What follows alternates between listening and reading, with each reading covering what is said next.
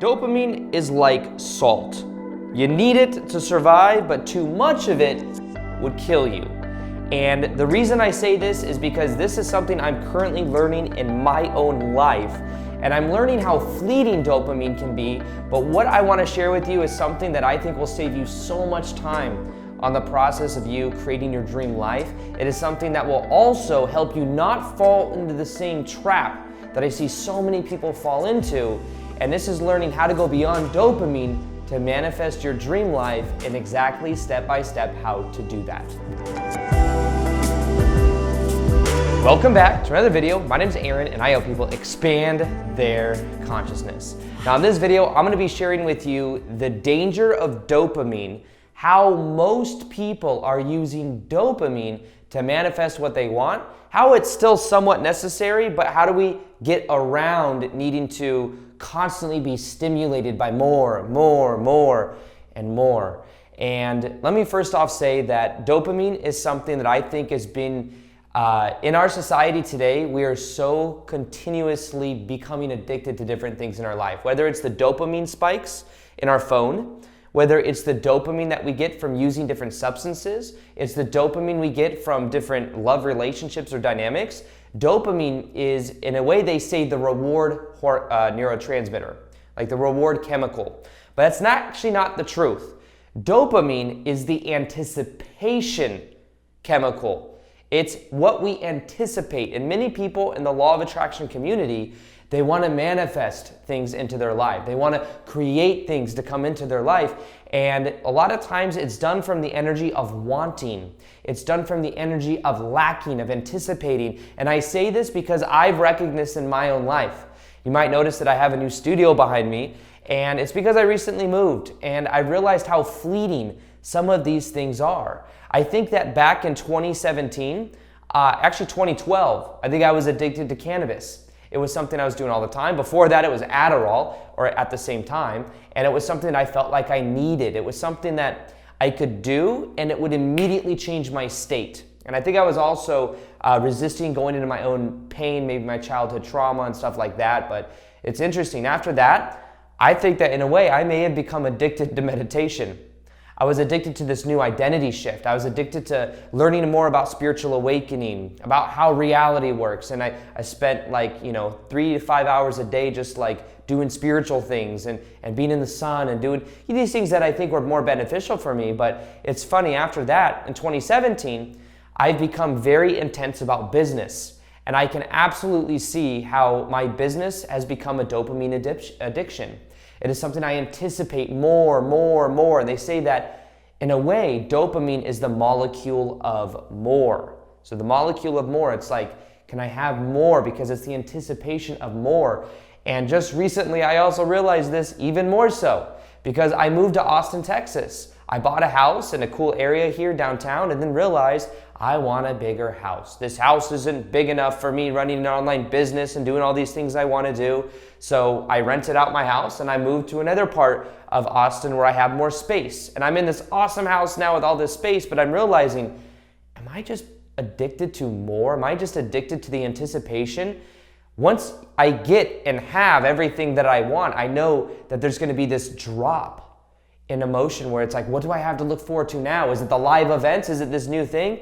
And what I'm learning in this process is that, and there's a book on this too, it's called The Molecule of More that I've been reading. And there's also a Joe Rogan podcast on dopamine that came out recently that I've been listening to. And I've realized just how addicted my mind is to more.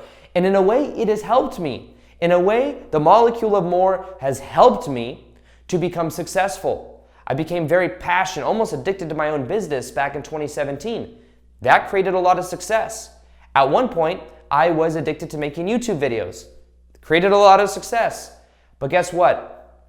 As much as it rises up, it's like then it begins to drop down. So what is first off, the mechanism for understanding dopamine? I think it's important to understand that everything in our life has no meaning other than the meaning we give things. And with that being said, what we associate with pleasure, we will always move towards, and what we associate with pain, we will always move away from. Back in 2017, I associated a lot of pain with making videos, with doing things to put myself out there because what will people think?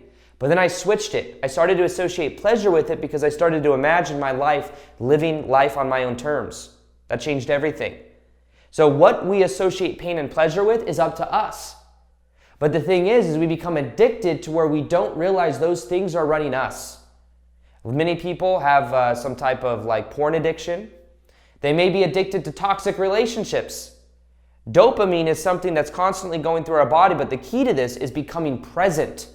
In that book, The Molecule of More, one thing it says is there's something I think called H and N neurotransmitters and then the dopamine transmitters. So H and N literally just means like here and now transmitters, which is oxytocin, vasopressin, and different neurochemicals and ways that we can be more present to the moment. And it's funny because when people smoke cannabis, it makes them release more of those cannabinoids or whatever it's called that makes us just okay with being. Now, the key, everything I'm sharing with you right now, is not that one is bad or that another is good. It's that we must become aware and not let these things use us. Because you'll realize that like people that become addicted to video games, a lot of times they become so addicted to video games that all that dopamine is being rushed while they're playing video games. They don't have energy for anything else. People that have porn addictions, they are using that energy. They don't have energy for anything else.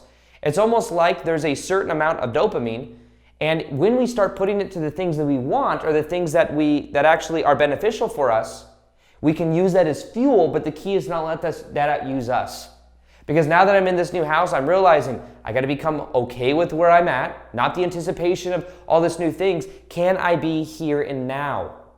And this goes back to something I teach where it goes, it's not just about doing things for the things that gets us. So making videos because of the subscribers or making the art because of the money you're getting. It's doing it because it's also who you are. It's what you're passionate about. You can be in love dynamics where it's a dopamine like whole bunch of chemicals and you feel crazy and it's here and it's there and it's crazy. Or there could be that of something where it is something that grows as you go and you have more of a compassion. It's not as crazy spiky up and down. And the thing that I'm learning to do is that instead of using dopamine to create my dream life, I'm becoming aware of it. I'm associating things with pleasure that I know benefits me, but at the same time, I'm focusing on here and now, being present inside my own body. And as I do that, it's what's called the middle way. It's the middle way. I like challenges. I think that challenges for my business, it's something that it keeps me going. I was listening to Joe Rogan on that podcast, and he's like, I love challenges. I need it. I need this. I need that. And I somewhat agree with that. But at the same time, there's the middle way.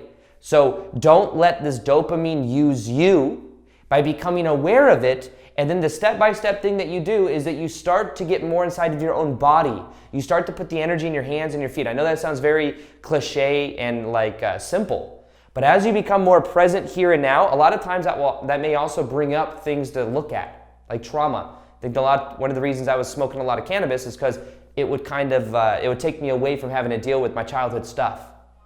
So it can also be a powerful healer. So it depends. That's why just as many people are watching this, there's that many combinations of how this dopamine thing can work. But one of the things that you can begin to do is become aware of the dopamine addictions you have, the things that you realize you're always craving, you always want more of, and how it's never enough. And you can start to put the awareness in your body and be present to the moment.